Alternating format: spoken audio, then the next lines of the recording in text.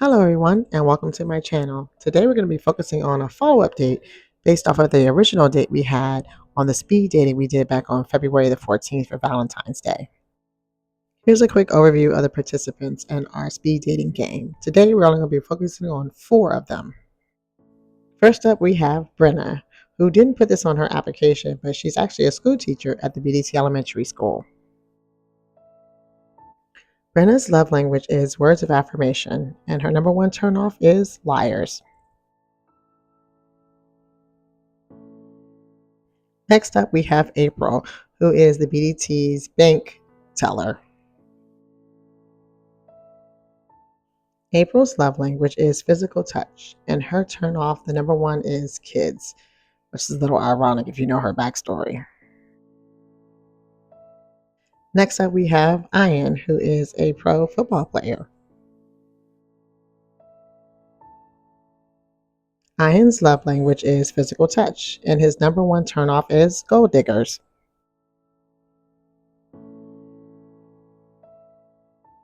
And last but not least, we have Amari, who is a arts and music teacher over at the BDT Academy. Amari's love language is physical touch, and he claims that he has no turnoffs. In one of our former videos for a boy doll collab, I showed that Amari matched with Brenna and Ian matched with April. Now, these matchups have been talking on the phone and through texting since they went to that speed dating thing, and they have decided they want to do a follow-up date today.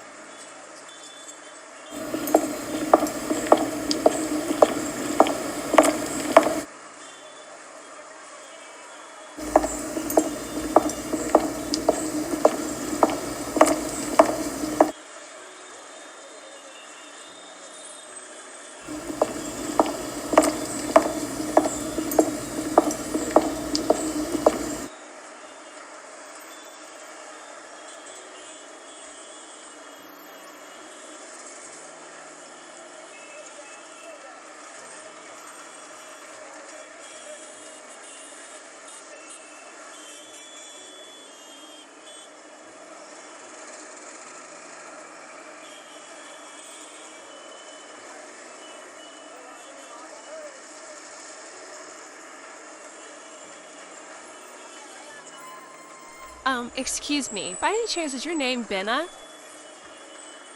Actually, yes, my name is Brinna, and you must be April. In the flesh? Oh, great. I must admit, if you hadn't agreed to a double date, I don't know if I'd be going out with him again just yet. Same here. And for them to ask us to meet at the liquor store, red flag number 1. Agreed. Let's exchange phone numbers so that we can keep in contact. Great idea. Where is my phone? By the way, I love your outfit. I actually feel a little underdressed. Oh, thank you. Your outfit is cute too. Thank you. I wasn't sure exactly what to wear because they were so vague about where we were going for this date. Yeah, all he told me to do was to wear pants, so I wasn't sure about the shoes. Same here, which is why I packed another pair in my bag. Me too.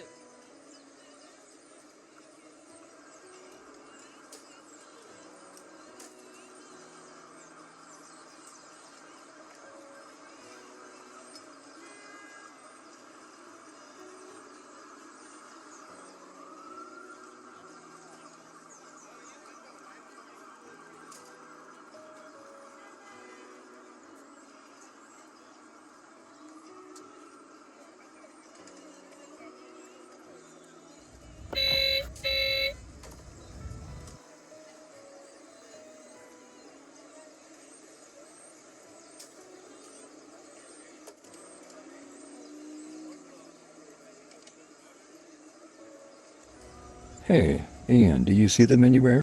Yep, I see them right over there.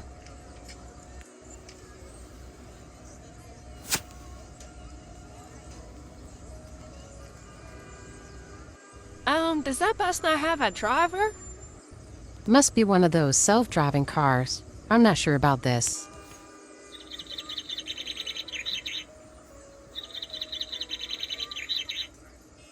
Okay, ladies, your chariot awaits. We're riding in that? And where exactly are we going? We decided for our second date we would try wine tasting. Yes, over at Uvas, the BDT's premier vineyard. Oh, wine tasting? I've never been wine tasting before. Neither have I. Good job, fellas. Why, thank you. This is why we got this self-driving car to make sure everyone got home safe. The fellas have really decked out this vehicle for the ladies to make sure they were completely comfortable for the long ride ahead.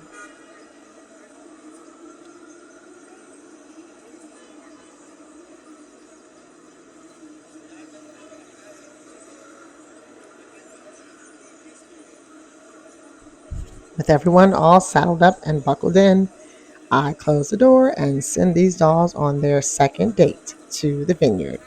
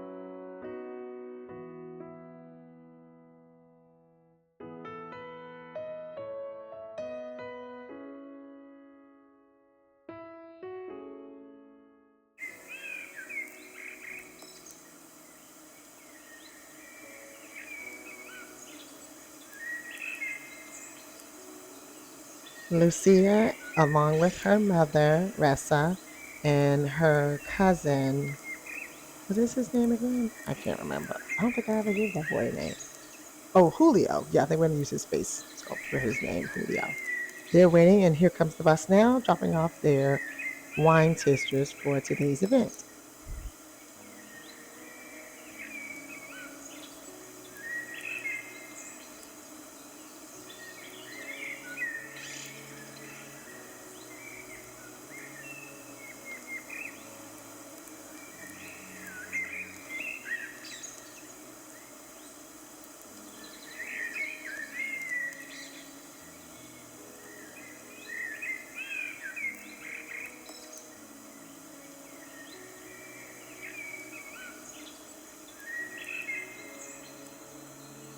When Ressa notices the girl's shoes, she laughs out loud and explains to them those are not the vineyard shoes.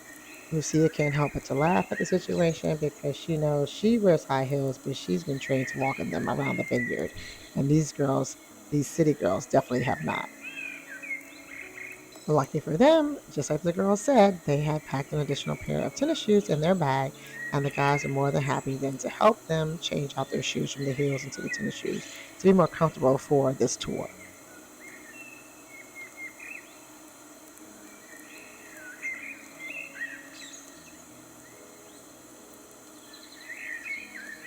With everyone's shoes changed and everyone comfortable and ready for a good walk, Lucia tells them the first part of the tour will be grape picking. Lucia shows the guests her basket that she normally uses for grape picking, and also gives each one of them their own wooden bowl to collect their own grapes to make their own wine.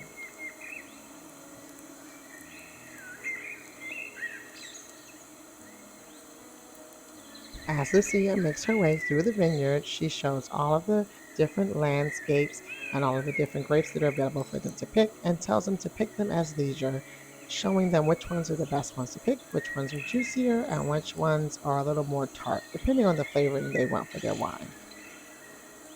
Looks as though Amari has found a very perfect set of grapes to pick for his wine.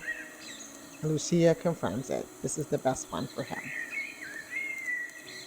Oh, it looks as though April has also found some perfect grapes for her wine, and oh, and Ian seems to have put his bowl down to help her get the perfect grape. Good job there, Ian. Be careful, April.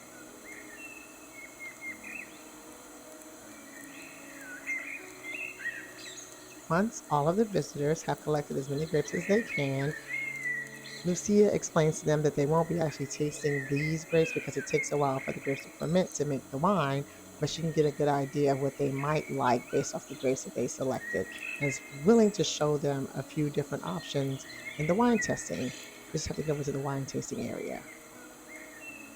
Ah, there it is, the wine tasting sign. Right this way, please.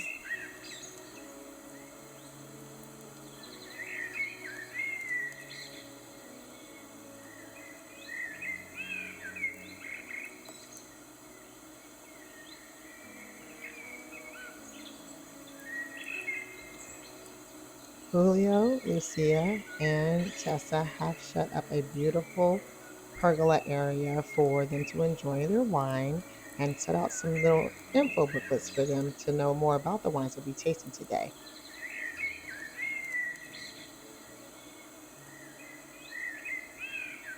Julio has pulled out the food cart, adding some cheese and some veggies. Because what goes better with wine than cheese? Nothing, of course.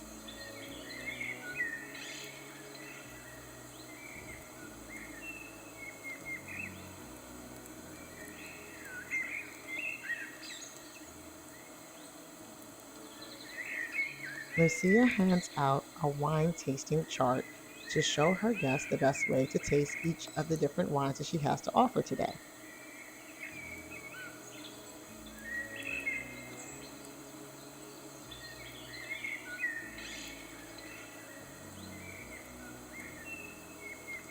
All of the guests, including Julio, listen attentively to Lucia's directions. Then Lucia hands each of her guests a wine tasting score sheet. That way they keep track of what wines they taste, which ones they like the best, and which one they like the least. Much like that speed dating game they all participated in back in February.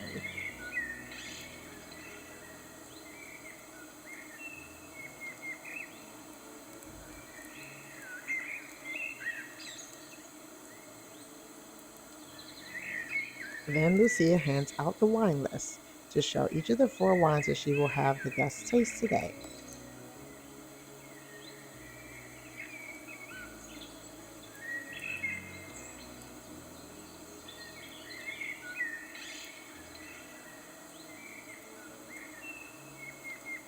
Julio wipes down all of the wine glasses and hands them out to their guests.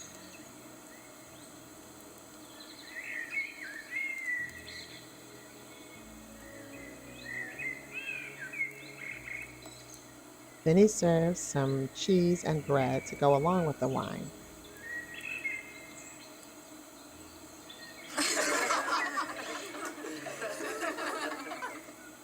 After they have served all the wine for the day, Julio and Lucia decide to leave the couples together to spend some alone time.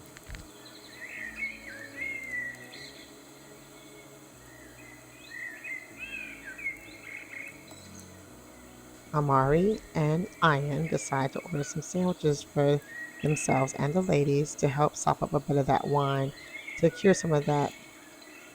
Oh, looks like the wine's working.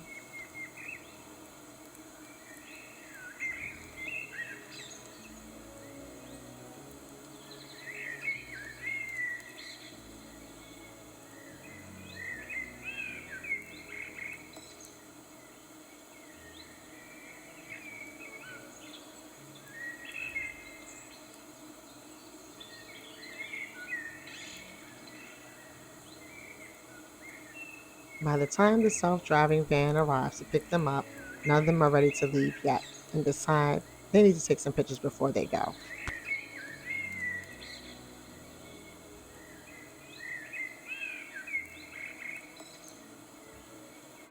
Now, they did not have this at Uvas Vineyard, but this is one of my favorite Mine is a Moscato and it's called Sweet Female Dog.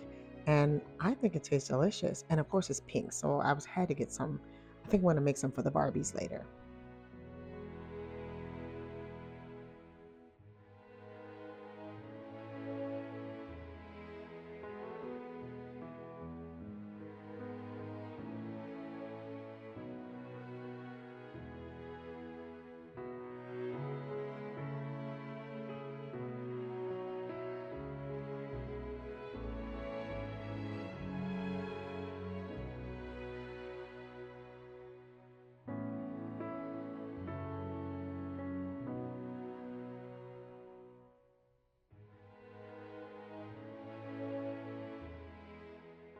Stay tuned for some photography that I took of the dolls on their second date.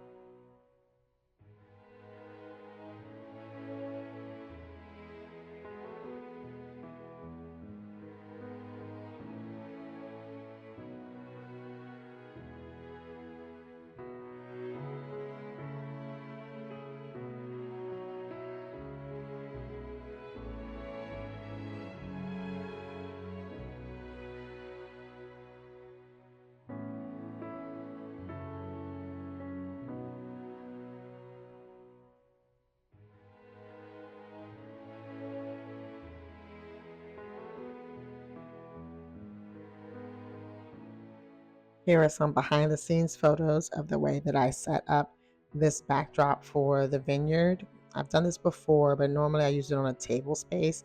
And as you can see above, there's curtains to kind of block out the white so that it doesn't peek through the grass. And I have these small little square cuts of, like, I guess, backdrop that I use, which works perfectly for this scene. I also added in some of those little fairy lights with little bees on them, and of course all of the wine I could find.